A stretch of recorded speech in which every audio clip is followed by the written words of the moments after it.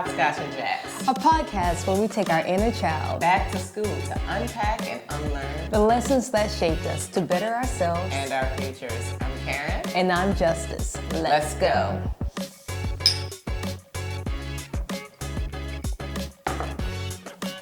And now it's time for our morning announcements.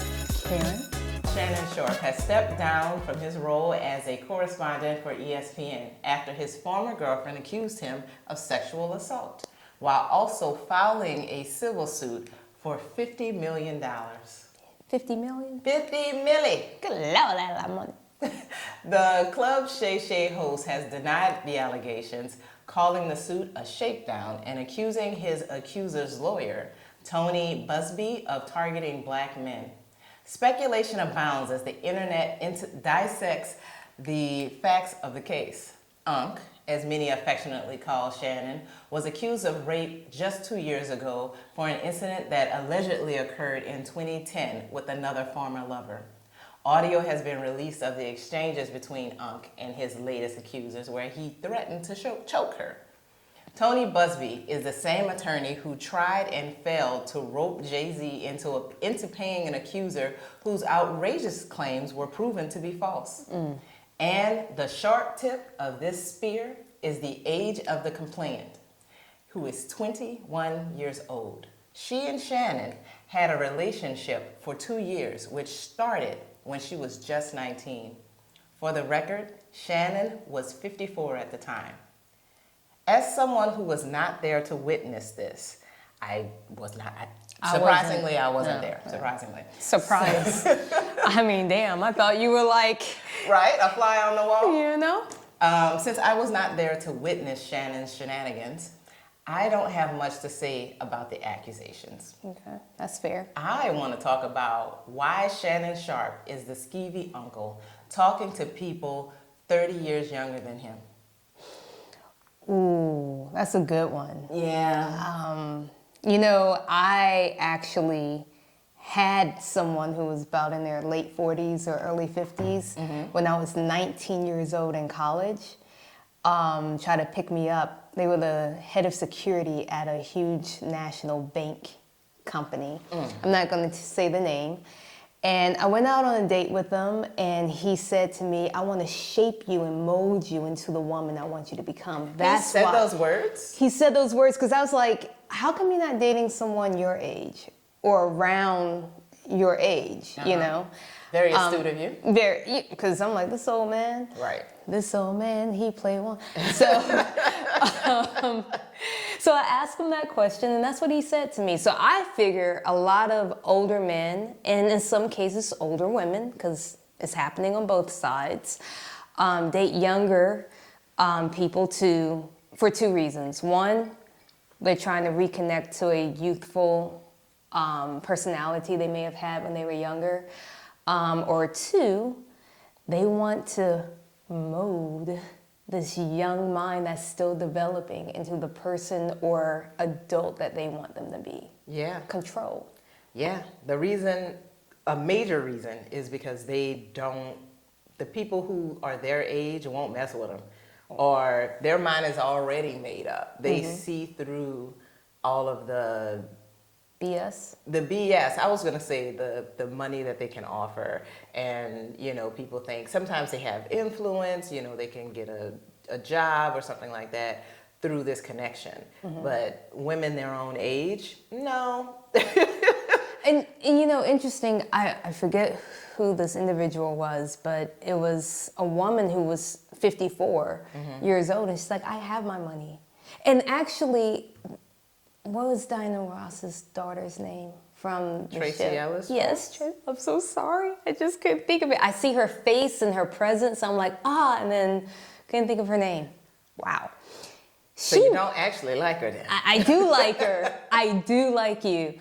Okay. She's listening. Tracy? Tracy? Hit me up. You know, let's talk.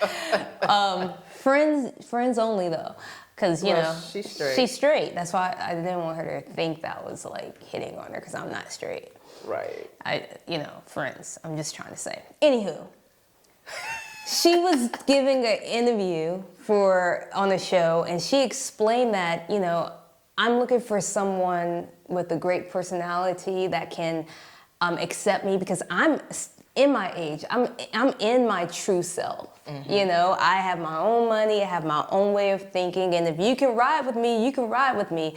But I'm not going to be with you if you're trying to shape me into something that I'm not, or you expect for me to be acting a certain way. And she's very youthful herself. So sometimes she does date younger men. But for her, it was she dates younger men because some of these men her age are a little too stuck in those old school frame of thinking, if you know what I mean. Yes, patriarchy. Yes, you know. and They're that stuck in the 60s. Yeah, It ain't like that anymore, sir. No, sir. So I could respect her viewpoint from dating younger people as well. And I'm sure maybe some men think that way too. Haven't heard that yet, but actually, You mean men have learned better and are moving in a way that a woman who is straight might want to deal with them and not, be barefoot and pregnant? Yeah. Well, if they're 50, the woman they're with is probably not. Don't want kids. Absolutely. There's a time. Still have kids, yes. but it's just not likely. Not likely, Not most 50-year-olds are looking to birth babies. Yeah. And you have to be acceptive of that. Or you move on to somebody else. Yes. But my thing is, I agree with you about the reasons why older folks like younger folks. Mm-hmm. Also, something that Tracy said, because I think I saw that interview too. You're talking about the IMO. Yeah. Yeah. So I listened to that too. And the other reason that I would bring up is because it means nothing. Like in general, my goal with dating someone younger, I don't date much younger than I am because I'm only dating people who I could see a future with. But I think that a lot of people who are dating younger are doing it because it doesn't mean anything. Like, I don't want you to think that this is going anywhere. I'm dating someone who is significantly younger because I am just looking for the fun that I can have with that person, as opposed to a serious relationship. A serious relationship. I'm wondering what that smile is about. I mean, I might be looking for some fun these days. Are you? Because you said that you weren't. Hey. You change your mind every week. But I'm not doing anything. I'm just thinking. I mean, my thoughts might be changing, but physically my actions have not changed. I'm not doing anything different. Every 2 weeks you're like, I haven't acted on anything. I haven't acted. I'm off the app. I'm on the app. I have not been on the app for almost a month. Okay. Yeah. But you went back and forth. I did go back and forth a couple of times, and guess what? This last time, I'm like, I'm not looking for anything serious. I'm not looking for child's play either. I'm looking for my focus, and I can't find it on the app. You're not looking for it outside of a relationship, a connection, a romantic connection with someone. Yeah. Understood. I get that. But here's the thing. Back to Shannon. Yeah. Back to Shannon's shenanigans. My thing about them, and this is male or female, dating someone significantly younger than you. I mean, you can't, 30 years is crazy to me. Yeah. I don't know what kind of conversations you're having. They were together for 2 years. Yeah. For 2 years. And I'm legit wondering what a 19-year-old has to say that I want to listen to that I'm not related to, or that I'm not mentoring. Like, I don't really I'm not saying that they don't have, any value or anything, but I am saying that I don't understand it. I don't get it. And then on top of that, I feel like they're still a child. Mm-hmm. They're still developing. You're still, at 19 years old, you're still a child. I am sorry. For all the 20-year-olds, the 21-year-olds, the 25 years old. Exactly. All of those folks, in my opinion, have not really lived enough life to call yourself an adult. We have these markers so that we can know how to assign various responsibilities. Like, when you're 18, you can vote. but I don't know if it's true for all states, but in LA, in California, I know that you have to be 21 in order to drink or, buy marijuana. I don't 25 to rent a car. and get your own insurance by the time you're 25. I think it's just a stamp, like you were saying, these markers for you to start paying into the government a certain way. I mean, yes, absolutely, but it's also you essentially, these are the markers that speak to your experience and how we trust you, your responsibility. Like literally, if a car company won't rent you a car before you're 25, that says something. Yeah. And the reason is they don't want their cars to come back effed up. Because when you're younger than that, your brain has not fully developed and you don't make great choices. Like dating a man who is 54 years old. You know what? Let's move on. I'm getting sick. Well, one thing that I have not heard since these stories have dropped, because the second accusation came out. One thing that I've not heard in all of this time is the rumors that Shannon Sharpe may be gay. So that is one thing that I'm sure that he's excited about and happy about, because he's been fighting those rumors for some time. But now... What's interesting, I heard that his net worth is about 14 million, so how would he pay the 50 million? Well, generally you ask for more so that you can find a place in the middle. And if it's future earnings as well, that's, money later on. Most people don't say, I want 50 million and get 50 million. They settle for something in the middle. Yeah. But and he had offered, I think, 2 million or 10 million at one point. Yeah, but I feel but like... they both did, but she turned it down. Yeah, so not the enough question, money. Yeah. That was enough. You good? All right. Let's move on, huh? Yeah. You got something to share with us, Justin? Yeah, I'm going to lighten the load and, talk about some things, I'm excited. You know what I'm saying? You excited? Yes. I'm excited. So, all right, people, buckle up, hot girl and honey fans. Coachella 2025 was a whole lot steamier and not just from the desert heat. Okay. So I've never been to Coachella. Me either. I'm jealous of all the people that have gone to see Beyonce, to see Missy, to see everybody out there. And anywho, I didn't go to this one either, but I did watch some videos. I get to see, and I kind of agree how people are still raving on the Megan Thee Stallion, how she blazed the stage and she was repping Texas. What's up, Texas? I'm from Atlanta, so I just thought I'd give you a little shout out. But to really get into it is the fact that she brought out the legendary people like Queen Latifah. She dropped in some wisdom and bars, and the Victoria Monet came out singing, spinning, on my mama, on my hood, fly, I look too good. And then, of course, Sierra came out to show you guys that she still got those goodies after she had all those kitties. So that was amazing to see. Now, what the internet's really going off on is there was a little, some sizzle and a little bit of fiery moments that was going on between Megan and Victoria. Now, I met Victoria. Yeah. Yeah. I had no idea who she was. You give her my number? No, I didn't. I should have given her my number. I was with somebody at the time. So loyalty. Just really, I know. I need to get off that sometime. See, that's why I'm not dating. The truth is coming out. I'm tired of being the one that sticks around through the bullshit. Okay. So anyway, let me just tell you, Victoria is fine in person. Okay. And if I was in a relationship at the time, I may have tried to shoot my shot with her. I hear that she is not opposed to a woman-loving woman connection. I did not know that at the time either. So, I just figured she was a pretty girl and she was having an awesome birthday party. And she had celebrities there. Had no idea who she was.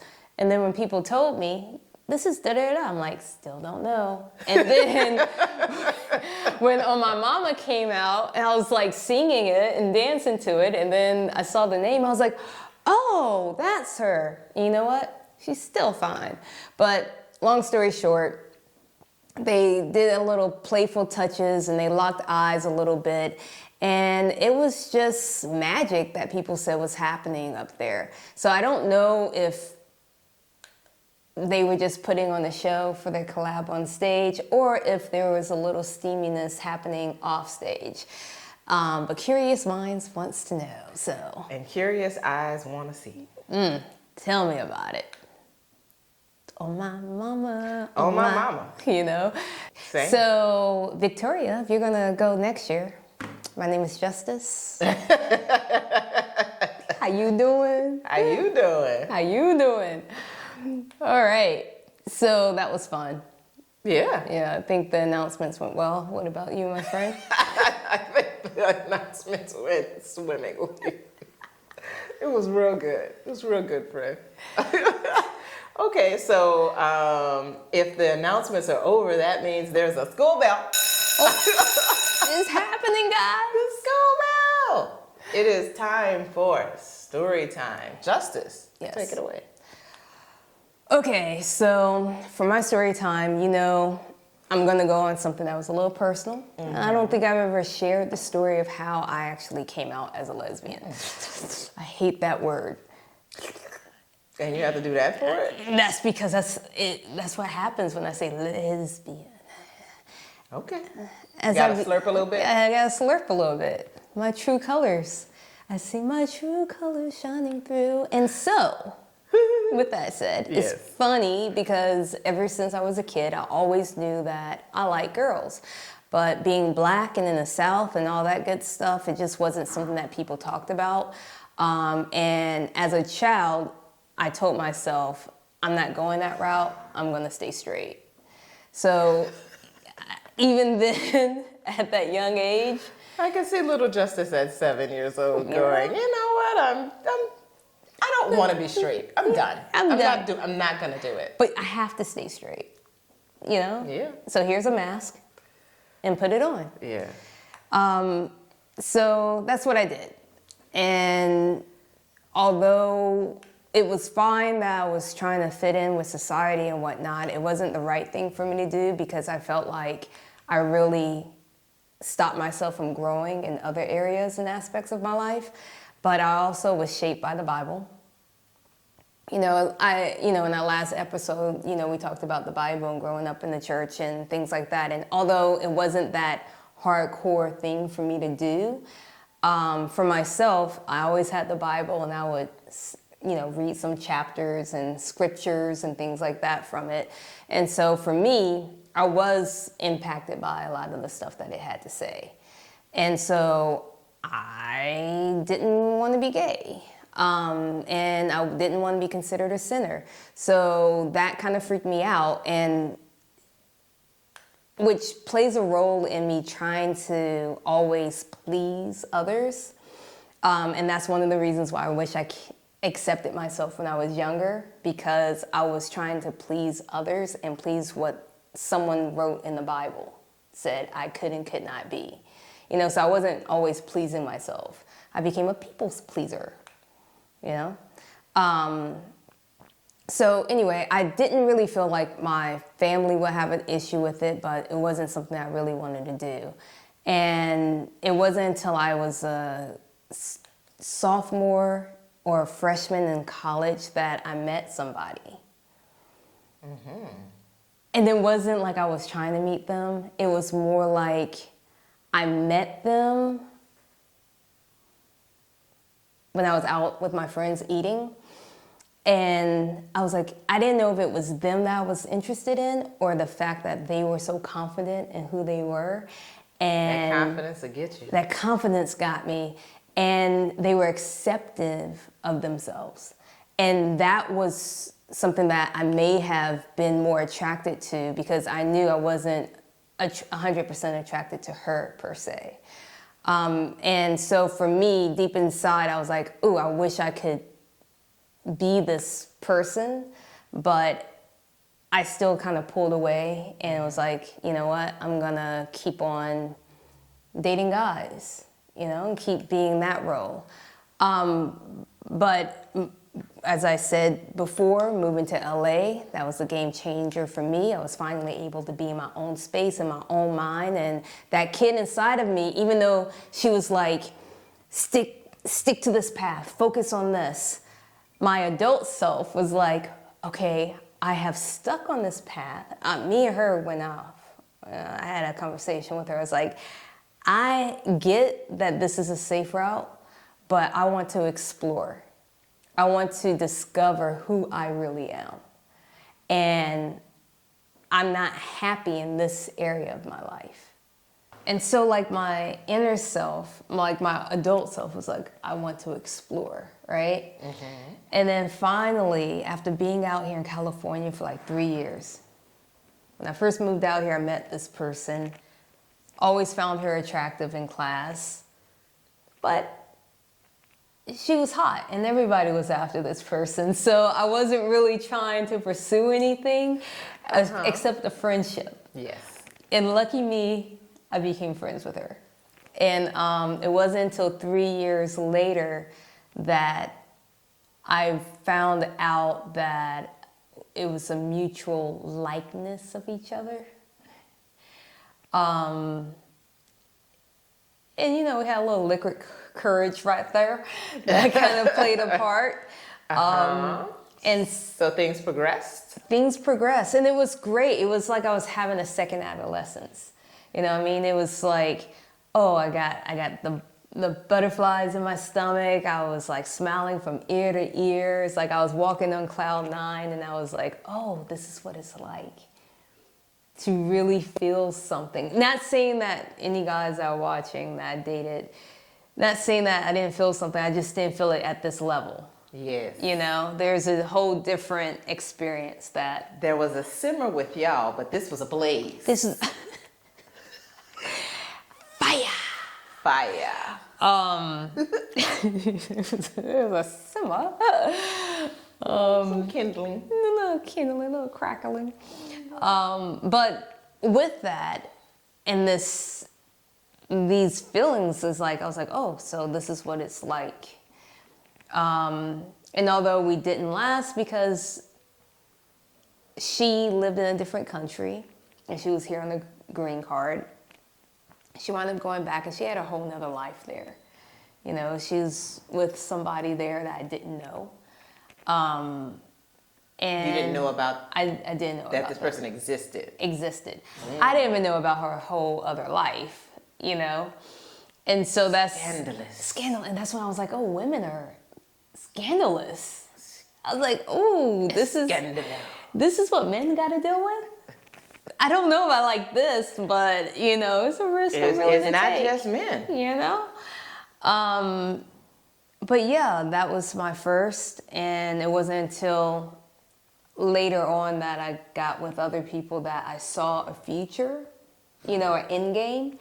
With her, I didn't really see an end game because I was just so wrapped up in that moment and wrapped up in, this is what it's like. And any of my friends who knew me there, they was like, oh, finally, you know, because they saw a connection prior to it. It's like, just ask. And I'm like, you know, guys are after her. Like, how can I compete? And apparently, I competed, but, you know, I think I was more of a experiment for her. Oh, okay. You know? Were you her first woman? Actually, I don't know. Oh, okay. But she had that confidence. Interesting. Long story short, you know, she's doing her thing, you know. That's all I can say because I don't know what else. I know she's a mom and that's about it. Yeah. And yeah, so that was my second adolescence that I realized I went through. And it made me think about who I wanted to be or better understand in this new coming of age for myself. Gotcha. You know what I mean? I get you. Yeah. Thanks for sharing that, friend. No problem. I feel your pain with that, no with pain. the heartbreak. Yeah. I mean, at the time, Yeah, she was I fine. recognize your. Okay, well, I feel the loss of the fineness. Apparently, I am sorry you missed having. I don't know what was it about her fineness, but whatever it is that you missed, I'm sorry you miss it, friend. I don't miss it anymore. I'm sorry you feel. Victoria Monet. Oh, yeah. okay. Yes. Yeah. Well, I hope that you get to meet Victoria once again and you Reconnect. Yes. You get to have those experiences because she's also a mom. Oh yeah. And yeah, forgot about that one. You don't like the kids. I do like kids. Wait, time You out. don't want to date someone I'm with kids. everyone's favorite auntie. What are you talking? I okay. do like kids. All right. And I like the kids with their To stay with their other parent and Yes. not have you No. to deal with it. No, I think if I'm gonna be in a relationship with someone with a kid, then I want to be a part of that kid's life. I want to be a parent as well. But it's when you're in those relationships where they're not allowing you to be that, Okay. that makes it like you have a kid, great. We want to give her a pass on that one. We'll give her a pass. Wait, who? Which one? Victoria? Yes, we'll give You. Victoria a pass. Oh, give me a pass. For You not know, liking kids. I do like kids. Stop saying that. You're blowing up my chances. I'm just saying. Listen, you don't have to be Victoria Monet. Just be someone that's a great go-getter in life. And if you have kids, you have kids. Just, I feel you. you want kids, don't you? I do. We're not talking about me. Yeah, but I'm changing. You want kids, right? I think we're about more than 30 minutes into this episode, so we should probably just keep on So let's. trucking. All right. So that was my story time. Yes. And if you have a story that you would like to share about your second adolescence or anything, please send it to us in a message. You can reach us at hopscotch-and-jackspod@gmail.com and put in the subject story time. And who knows, we might share your story on the show, or you might inspire us to do another show about something else. Indeed. Indeed. Get that in. Get it in. Doorbell. Oh, it's loud. Is it my old ears? Yes. Oh. Yes, it is. Okay, folks. So today, our core curriculum is psychology, and we're talking about the concept of second adolescence, if you could not tell by the story. A second adolescence is like a teenage in adulthood, where you rethink who you are and what you want in life, leading to big changes. It's like a rewiring process that ties into our inner child work. Even if you aren't actively doing that work, during a second adolescence, you have similar experiences as your first, but with some adult seasoning, salt and pepper, if you will. For example, Oh my God. as teenagers, our cognition was still developing and we were obsessed with the future. Now we know the future is not promised and our cognition is such that we just can't remember to give a fuck. Give a fuck. As teenagers, we were obsessed with sex. And for a lot of us, that hasn't really changed, but many experience a decrease in sex drive. Or people to have sex with. A decrease in their age? What? Or a decrease. What did you actually say? I said, or a decrease in people to have sex with. Yes, absolutely. Or an increase if you're going young. Depends. Highlights in both teenage and adult adolescence are physical changes. On the flip side of puberty is the decrease in estrogen in women, which is called menopause. And for men, they experience a drop in testosterone. And that doesn't have a name, which is weird. I think we should call it womenopause. Or drip drops. Okay. That just makes me think of dingleberries, but wow, those are some big balls. Anywho, we are going to keep pushing. So yes, those are, some of the tenets of the second adolescence. Yes. What we've been talking about has been more about the broad spectrum of second adolescence, something that anybody can experience. Could you tell us a little bit about how it impacts the gays? Well, the LGBTQIA plus community is affected on different levels, right? First is the delay of self-discovery. You don't know who you really are, or you have an idea of who you are, but because you're coming out later in life, you've missed some steps that you now have to go back and try to take as an adult that you might take differently if you were younger. So that could impact how you come out and the feelings that you're feeling and so on and so forth. But it's also a sense that like your inner child itself, because it would put that mask on and wanted to hold back, it did that because it found a safety net, right? And it allowed yourself to feel accepted, but because you did that, you suppress yourself. Yeah. And when you suppress yourself, you also cause yourself to become depressed.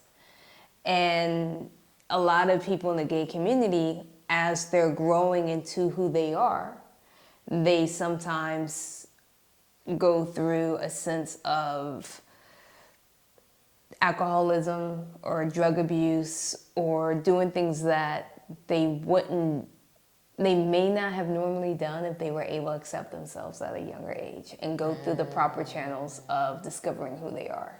So I probably shouldn't be drinking this, huh? I mean, if the shoe fits. I don't care. Let me put that bitch on. And so oftentimes you find yourself creating arrested development for yourself, right? And for those that don't know what arrested development is when you're not reaching that full stage of growth and development, either physically or maturity. So Like you're emotionally stunted. You're stunted, you're not, yeah. I mean, and that's the weird thing, right? Because we already have emotional immaturity that people have, right? And they're saying, oh, you're not mature enough emotionally. But there is a stunt in your growth process when you are holding back who you really are. So those are some things that, coming out later on in life can impact your second adolescence journey in life. Yeah. That's like when, because you were dating the opposite sex prior to in high school or in college, early college years, because you were dating someone who you might not have been actually fully attracted to. Like, this seems like a good match, someone I should be dating. I'm dating this person, but I'm not actually invested in it emotionally. And so when I then move on to my first adult relationship with someone who might share my same sex, or in the experience of someone who is trans, because they were dating, for instance, a trans woman might have been dating women, and now they are dating men. They're going, oh, okay, so this is different. And you're discovering who you are in this relationship, right? Like, before you operated in one way and now you operate in a different way. For instance, in my case, back in high school and in college, I was dating men, and only in my adulthood did I start dating women. And so that first blush of a relationship, when I was trying to figure out who is going to call who. Am I the person who now does the calling? I mean, I could tell you back then, who calls who pays for what, who does what. Like, it's a lot. Who's the top, who's the bottom? Yeah. Who's going to buy that toy? Exactly. Exactly. I mean, all of those things are things that you have to figure out. And that is something, like, the toy buying aside, but all of the buying things, like, I have to build up the confidence. Like one good and bad thing about gender roles is back in the day when I was dating men, I didn't have to worry about who was going to call who. And for a while I had this rule that I never asked for someone's number or anything else like that. So I would only be pursued. Yeah. So now you're the pursuer. On the other side of things, I'm the person who generally has to do the calling. And I'm just like, ooh, I don't like this at all. But the thing about it is I spent so many years not having to worry about it. And now I'm doing this thing for a second time, but it's totally flipped. And so now I don't know what to do. I have learned these patterns, I'll call them. And now I have to break them and relearn something different and new. And that keeps me unsettled. And I feel like a teenager. So, Yeah. like, that is the thing about being... You see that grin, people? What? I feel like a teenager. It's like you're enjoying the moment. Well, I mean, like I said, I did not experience really a lot of this. I experienced this a lot of this in my 20s, right after my original adolescence. But still in your 20s, you're going through your first adolescence. Because for women, you stop, like, your brain, everything, development, usually around 25. Yeah. So you're still going through... And they say 27 for men, I think. Yeah. Who cares? I'm just joking, guys. I mean... I'm just joking. Don't be mad. It was just a little... Yeah. Any hoodle, as my friend Caryn would say. Yeah. Yeah. Any hoodle. So what else about the self-exploration that you've been able to? Well, I think that self-exploration allows your inner child to come up with like a no strings attached way of moving in the world. Sometimes it's just kind of like, I am not going to be tied down to either expectations or anything else. Like, I am not going to be beholden to anybody or anything that I am not signing up for willingly. You also have a similar feelings of adolescence, but with the context of being an adult. Like I might be experiencing something new, but I'm not necessarily fresh off the boat. Let's say, like, you can't pull the wool over my eyes in the way that you could when I was 20. Yeah. It's a very different experience over here. You might play around a little bit with your identity. You start exploring different styles. You start exploring different social groups. Your type might change. You might go from liking masculine men to feminine women, as it was in my case. You might find different things within yourself and with people that you're in community with and people you're in relationship with that influence who you become. Yeah, myself, I had to figure out what type of gay am I? What type of lesbian am I? What kind of gay are you, friend? Well, like, to be fair, it's like I've always, like, my first experience, she was, I guess, if I go back to, like, college, I guess she was considered more of a stud, and I knew that wasn't my type. Nope. You were with a stud? I wasn't with a stud. It sounds like you were with a stud. It sounded like I was getting to know a stud, and I was like, I don't know. But when I came out to LA, okay. I like the feminine. No, I like feminine women. And it's nothing against studs. Nothing against studs. I just like feminine women. Why are you trying to stir up the pot with some bullshit? I just think it's fun. You know what? I enjoy it a great deal. Calm down. You like the drama. I do. I've said that's one thing with a woman. Always drama. Just don't stereotype me. I put you in that box, and there you go. You are there. I am multifaceted. Drama. Keep going. Bloop. I see a graphic. So, sorry. Are you? No. So what I was saying is like, and I knew I didn't want to be was I a stud? I knew I was a tomboy, but am I a stud? Like, do you want my opinion? No, I don't want your opinion. I'm explaining to you like what I had to discover for myself. And then it became like, oh, I'm a STEM. You know, I'm feminine, but yet You're gonna beat your face. You know what I'm saying? I would beat my face with a bat. Whatever that meant. You know, but that's part of being in the industry. They always putting makeup on your face. And it was not a bad thing for me. I mean, I didn't really beat my face for this. I just put a little something on. You just did a little something. I just did a little something on. Seriously, I didn't go. It's not a full beat. That is a full beat for me. It is not a full beat. For me, it would be a full beat. No, I just did a little something. And this would be my casual, everyday look. I don't mean to distract you. I mean, I did, but I do want you to get back to what you were saying. So what I'm saying is, like, so for me, I had to discover I was a STEM. And I had to date to try to figure that out. Like, I dated a stud. I dated very feminine women. And I dated women who were similar to me, and I was like, oh, I like the women who are more similar to me, you know. So I don't like them way too feminine, because when they're way too feminine, you know how it takes 3 hours for them to get ready. It's like, oh my God, and then it's always like, I don't know. How do I look? I don't know. And then they expect for you to pay for their nails and hair and stuff like that. Shit.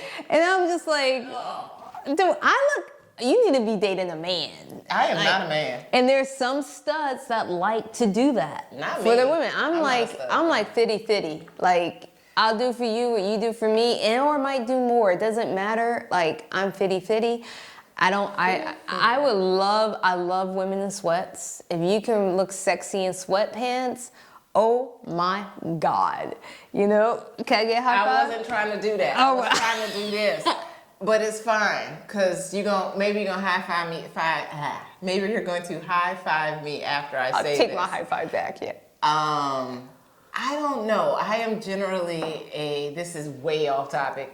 I am generally a lady who likes, you know, the more femme ladies. Mm-hmm. But I gotta say, ladies in basketball shorts, I mean, the way that mesh just look contours. No, what I'm saying is like, if you can rock sweats and jeans, and then you can glam it up, you can those basketball shorts, and then you can glam it up, and because I know I can glam it up as well, but I don't like. Look, I don't like it. I like a woman in heels. I hate wearing heels. I used to wear them all the time. I realized when I knew what type of gay I was like, yeah, I'm good on the heels. I'm good with that. Nope. But when I see someone in heels, and there you got I'm like, damn, girl. Were you doing that Coke bottle? I was doing the Coke bottle thing. Man. I wasn't gonna bring this up. Okay, bring it up. We need to keep it going. But I just watched One of Them Days last night, and I gotta go back and revisit that, because the movie with Keke Palmer and SZA, there's a bunch of people in there, like Cat Williams and Vanessa Bell Calloway, like a bunch of people. And I did not know SZA looked like that. I still don't know what she looked like. Oh my God. Do we sound like men right now? We do. We do. We sound like we are pervy Uncle Shannons. Anyway, we're going to keep it going, because we are talking about when you are in your second adolescence, sometimes your type might change, and that means you might change with it. And what we're talking and how we're talking is our second adolescence. That's what we do as kids. 17-year-old boys in locker rooms. Yep, that's what it is. That is what's Victoria happening right Monet. now. Also, SZA called me. Anywho, okay, so the next thing about second adolescence we need to talk about, after having all these fun kid experiences and the moments, It's really important to understand that sometimes during this time, you're healing past wounds. Yes. And you're reparenting your inner child. Yes, we're bringing it back to the inner child. Yes. So, like, as I said before, in the beginning, my inner child said, put that mask on as a kid. I grew up with a mask. Please everybody around you. I pleased everyone around me. I came out to LA and I said, yo, inner child, look, I know we've gotten this far by doing this, but I really am not happy. I want to explore the side of me that I've kept suppressed all these years. I'm going through a stage of depression, and you're not helping me. Right. You know what I'm saying? So now you have that conversation with your inner child where you're able to speak and allow them to become their authentic selves. So you start talking to your inner child and explaining, like, this is who we are. This is what we feared at that time. Some of it was in our heads, some of it was our surroundings. But you're okay. It's okay to be you. You shared a poem, or I should say a letter to yourself, right?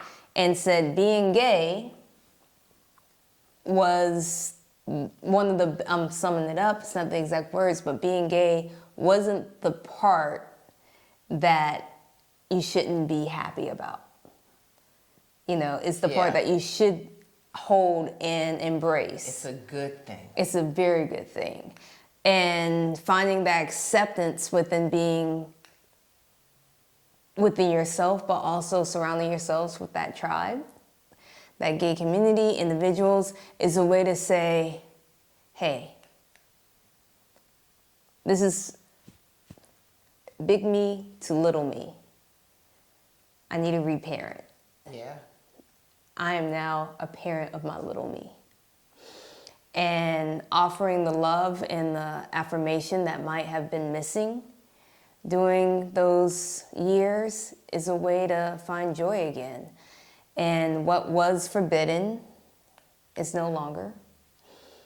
And there's no need to be ashamed or fear or anything that you felt was necessary to be shameful of and fear when you were younger. So this is the beautiful thing about having a second adolescence within the gay community, or just having a second adolescence. You might not be gay. You know, you might be watching this and be like, well, I'm not a lesbian, I'm not a gay man, I'm not transgender, I'm not asexual, I'm not intersexual, I'm not ABCDFG. I'm not any of those things, but I am a male, I am a female, I am a person who has shunned some parts of me at a very youthful age. And I've discovered in my later years, that it's okay to be who I am. So you might want to talk to that inner child. And your conversation may be different from mine, but you know what's going to be the same? Is that we're both going to be saying, it's okay to be who you are. What you thought that wasn't good is actually the good thing. Yeah, I agree with you. Honestly, the thing that I resonated the most with what you said was the whole becoming who you are. Like I said, I don't think that I've experienced like a full second adolescence. It was not a whole experience. But I do feel like I have experienced that a little bit, because I do feel like I still stand in front of my closet and go, who am I today? How am I going to switch it up from yesterday? Or am I going to keep it? Or am I going to keep it and, Yeah, I never know which Caryn I'm going to see. I don't think it's quite that bad. It's not that bad. But I do feel like I'm more myself, as opposed, because there's just no more, there's a lot less. I wouldn't say there's no more. I'm not done yet. Yeah. But I am in that process of really becoming who I am. So I think that's a beautiful process. It is a beautiful process. Honestly and truly. But just like we were when we were teens, we are going through a lot. And sometimes we make bad decisions, which leads me to ask, is the second adolescence, in a broader sense, a midlife crisis? For some. For some.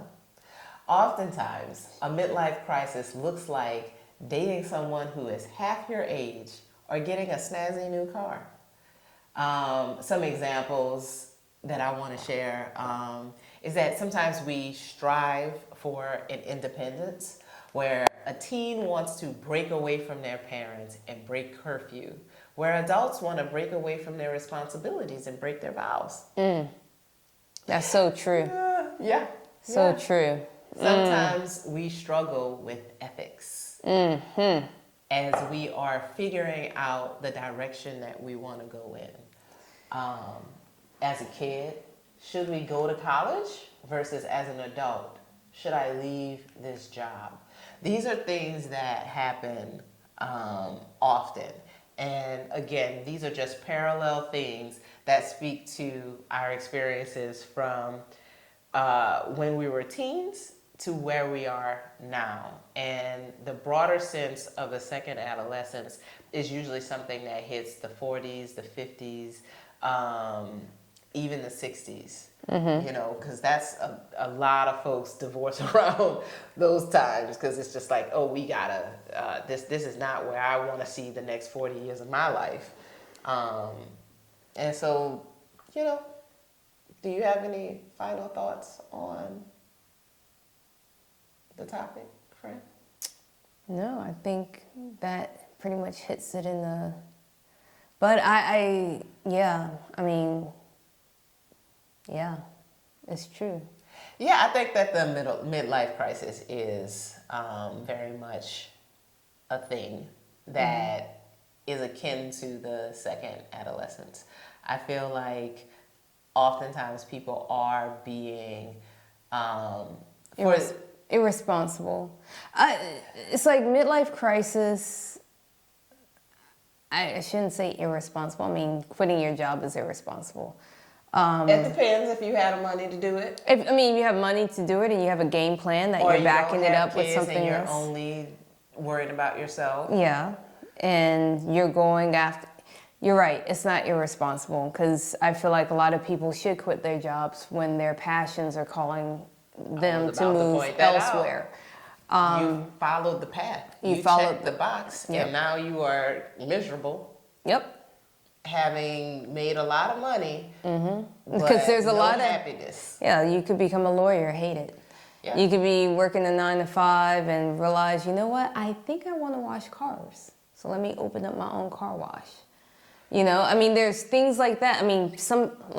I say cars because I used to clean my mom's car and my dad's car when I was a kid, and I got into the detail. I was like, damn, I would be a damn good car washer. I was like, in the details, when you make something look all shaggy and ugly and then it's like boom, shiny, and then you see their reaction. I got my Instagram people that I watch, and they're literally cleaning out cars, and I'm like, I'm fascinated. Now, would I want to do that? As a career, no, but I do have passion for it. It's something that you enjoy. Yeah. Maybe that should be a hobby. Yeah. Well, I clean my own car, so yeah, it's a hobby. Get my car. I can bring it here. That's fine. You can do it. Right. Wherever you like me to bring my car, you can clean it anytime you feel like it. Drop them. Okay. It's on camera. Okay, friend. We are after school. What are you working on? I'm currently putting what I've talked about into actions. So it's no more talking about it, it's about being about it. And that's going for my career, that's going for the things that we're doing in this podcast, and that's going for anything, my personal relationships, family relationships, everything. So no more talking, I'm walking the walk, talking the talk, and you're doing. I'm in my doing stage in life. I'm in my doing secondary adolescence life. If that was something, but it's not. I'm in my doing phase. I'm gonna let you have it. I'm doing my doing, okay? Yeah. I'm not letting life happen to me. I'm making life happen. Okay. I appreciate that. That's awesome. And what are you gonna be doing?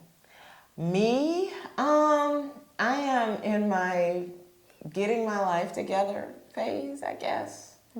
I am resettling. Okay. Maybe I'll say that. My roommate has moved out.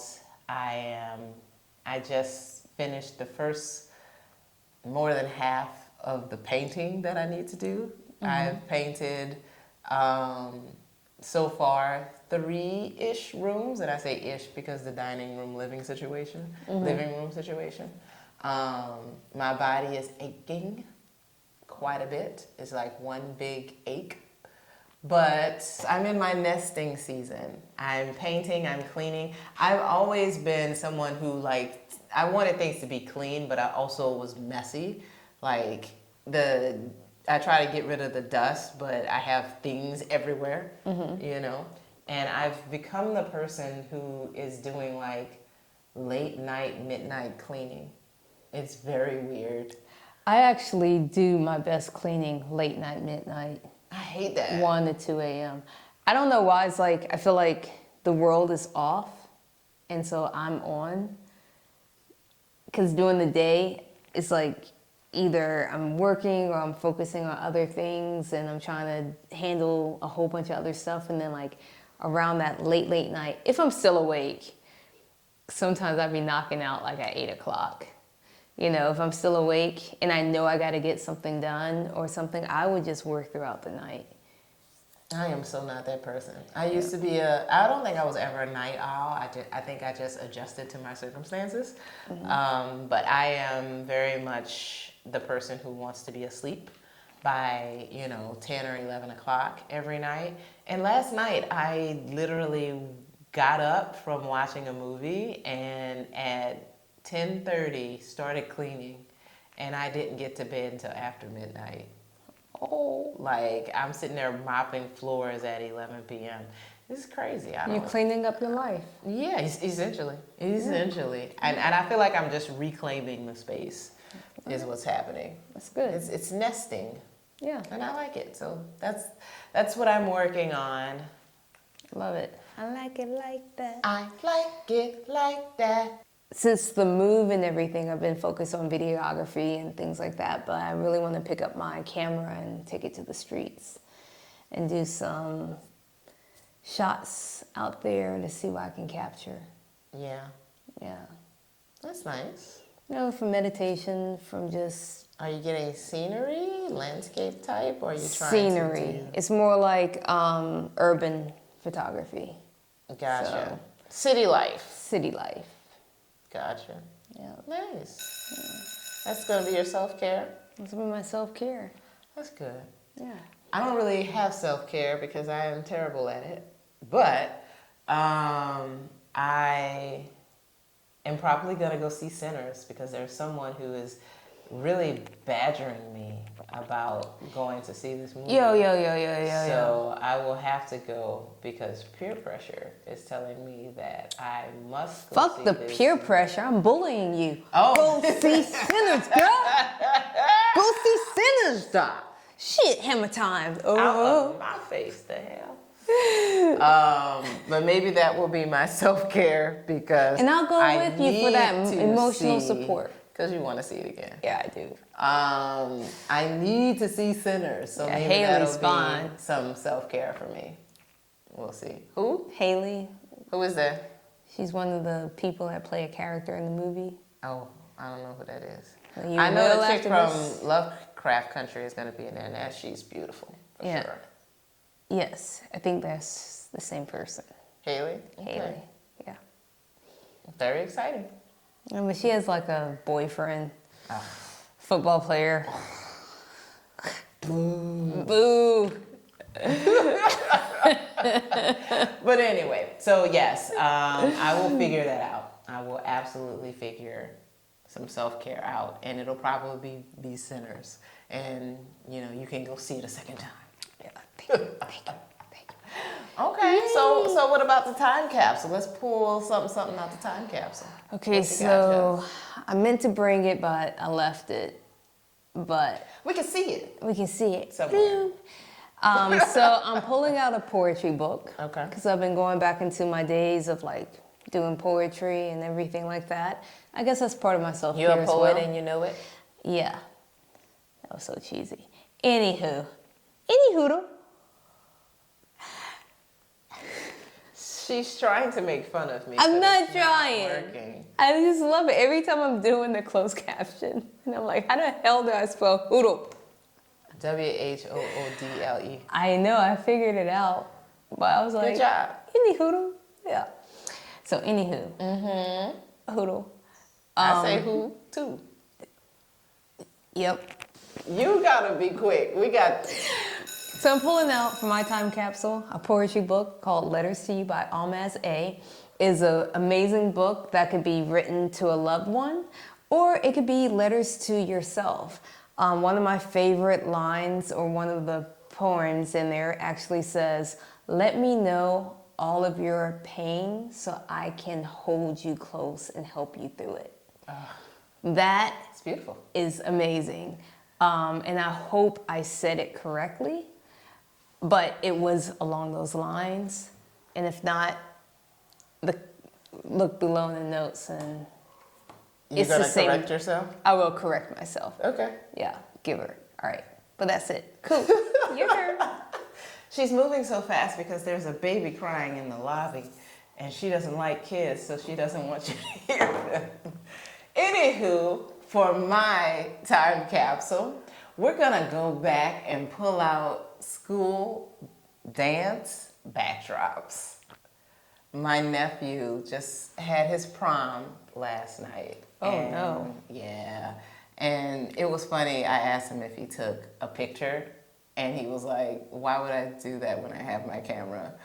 But back in the day, did we not take pictures in front of the backdrop? Whether or not it was like a night in Paris or a snowflake. Whatever the theme was. Whatever the theme was, yeah. We took pictures. Like, we went to the professional, we got with our date or with our friends, and we just, crowded on this backdrop and took the pictures. And that's what went in the, on the mantle or whatever, like back in the day. But now, kids take pictures with their phones, and they are content with that, and parents are just gonna have to deal with it.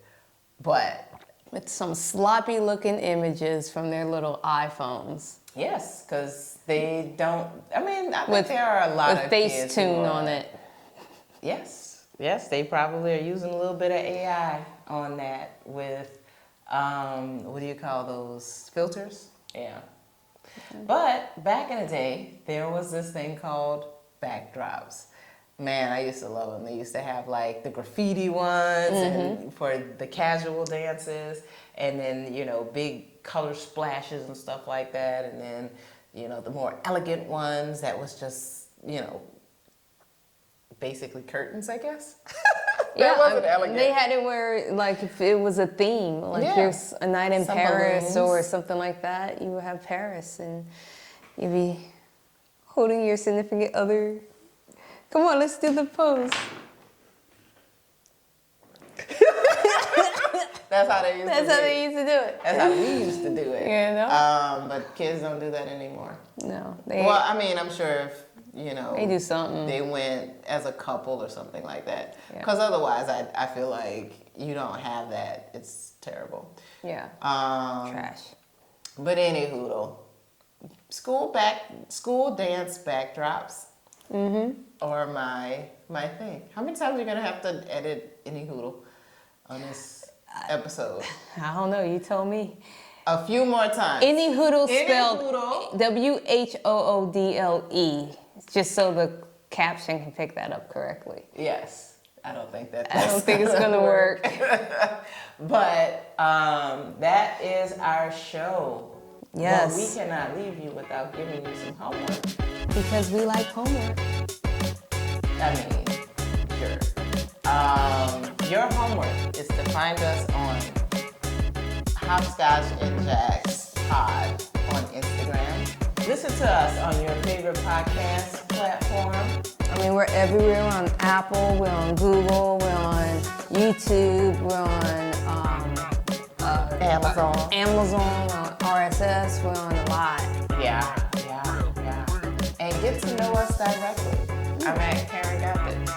That's Caryn Got This, and I am at Art of Justice. That's justice with the I-S, no I-C-E, please. Right, it's is, not ice. Is. No ISIS up in this biatch. Follow, like, comment, share, and let us know what you would like us to keep doing. You can tell us what to stop doing, but we're adults, and good luck with it. You know, much love. Peace. Deuces.